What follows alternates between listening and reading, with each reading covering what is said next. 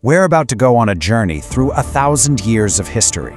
We'll start with scattered tribes in a vast frozen land. Believe it or not, the story of Russia kicks off with Vikings. Yeah, Vikings. In the East, they were known as Varangians, and they were expert traders who used the huge rivers as highways. And as the legend goes, the local Slavic tribes were so tired of fighting each other, they basically invited a Varangian chief to come and rule over them to bring some order. And that one invitation, it changes everything. This is where our first chapter begins. The birth of the Rus, a state forged by Viking princes that would become the very foundation of Russia. And look how quickly things start to happen. In 862, you've got Rurik uniting the tribes. Just 20 years later, boom, his successor Oleg takes Kiev, and the first state is born, Kievan Rus. Fast forward a century, and Vladimir the Great makes a huge decision. He adopts Orthodox Christianity. This was a massive deal, tying the Rus to the culture and power of the Byzantine Empire. And under Yaroslav the Wise, Kievan Rus really hits its peak as a major European power. But you know how it goes. Golden ages rarely last. After Yaroslav died, his sons started fighting, and that unified state just shattered into a bunch of feuding little territories. And right when they were at their absolute weakest, a terrifying new threat appeared on the horizon. That threat? The Mongols. Their invasion wasn't just a war, it was a cataclysm. It completely wiped out the old order and, in a strange twist of fate, created a power vacuum that allowed a brand new power center to rise from the ashes. This whole period is known as the Tatar yoke, and for almost 250 years, the Rus princes were not their own masters. They were basically subjects of the Mongol Khan. They had to pay him tribute, or else meant total annihilation. You can imagine how an experience like that, of being dominated for centuries, would leave a deep, deep scar. So with Kiev in ruins, the center of gravity starts to shift. And this small, kinda overlooked town called Moscow starts to make some very smart moves. Thanks to its location and a series of pretty clever and ruthless rulers, it just gets bigger and stronger. This all leads to two huge moments. First, Dmitry Donskoy's symbolic victory at Kulikovo, and then the big one, when Ivan III of Moscow stands down the Tatar army and simply refuses to pay any more. Just like that, Russia was free. So the Mongols are gone, and the Prince of Moscow is now the undisputed top dog. He needs a new title, something bigger, more imperial. He calls himself the Tsar, and the very first one, Ivan IV, well, he would go down in history. And this just shows you the two sides of Ivan perfectly. On one hand, you have the nation builder. He expands Russia's territory, he unifies the state, he crushes the last of the Tatar kingdoms. But then there's the other side, the side that earns him the nickname Ivan the Terrible. We're talking about a paranoid tyrant who unleashed a secret police, executed thousands of people, and even killed his own son and heir in a fit of rage. So what happens when Ivan's dynasty just fizzles out? The country completely implodes. It's called the Time of Troubles, and that's putting it mildly. You've got anarchy, famine, guys popping up claiming to be the long-lost heir. And to top it all off, Poland and Sweden invade. The Russian state was literally on the verge of being erased from the map. But from the absolute brink of disaster, a National Assembly gets together and makes a fateful decision. They choose a new Tsar, Mikhail Romanov.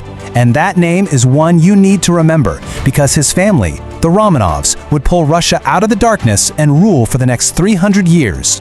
The Romanovs kick off a whole new era, and under two of its most famous rulers, Peter and Catherine, Russia does a complete 180. It turns its face to the West and starts modernizing at a breakneck speed to become a true European empire. Peter the Great was a force of nature. He literally dragged Russia into the modern world, whether it wanted to go or not.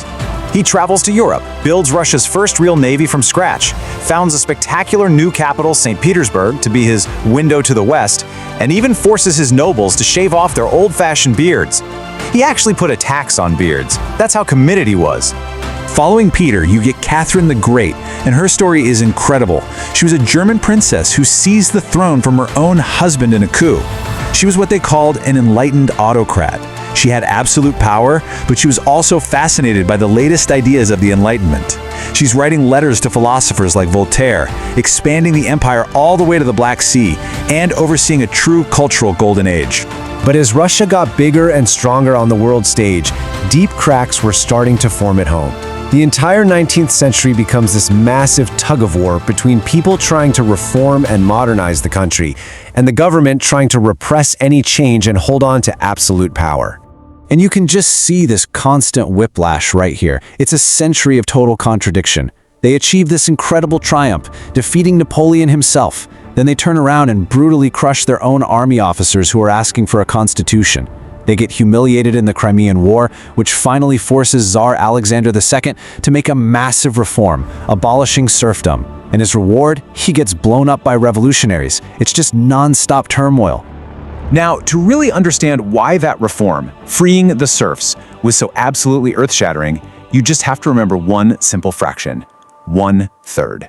Because in the middle of the 19th century, more than a third of the entire Russian population were serfs. And let's be clear what that meant. You were bound to the land, you couldn't leave without permission, you could be bought and sold along with the estate. In all but name, it was slavery. So freeing tens of millions of people at once was a monumental, world-changing event. But it didn't fix the country's deep-seated problems. And this brings us to the final chapter for the Tsars. All of those unresolved tensions that had been simmering for a century, autocracy versus reform, poverty versus progress, they are all about to boil over, pushed right to the edge by the unimaginable strain of a total world war.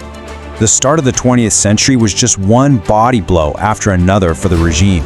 First, a shocking, humiliating military defeat to Japan. Then, the Bloody Sunday Massacre, where troops fired on peaceful protesters, which kicked off a nationwide revolution. And finally, the ultimate catastrophe, World War I. The losses were staggering, and back home, people were literally starving. By 1917, the system was just broken. The capital was paralyzed by strikes and protests, and the Tsar's own generals finally came to him and said, "It's over." So Nicholas II abdicated the throne while he was stuck on the imperial train. 300 years of Romanov power didn't end with a bang, but with a signature on a piece of paper in a train car. So, Russia's a republic now, but the chaos is far from over. It's actually worse. And into that total power vacuum steps a radical Marxist party known as the Bolsheviks. Led by Vladimir Lenin, they see their moment, launch a well-organized coup, storm the Winter Palace, and just take control. The Tsar was gone, the empire was dead, a violent, world-changing revolution had begun, and it was about to set Russia on a radical, bold, and incredibly brutal new course. And the question now was, what kind of world was going to rise from the ashes of the old one?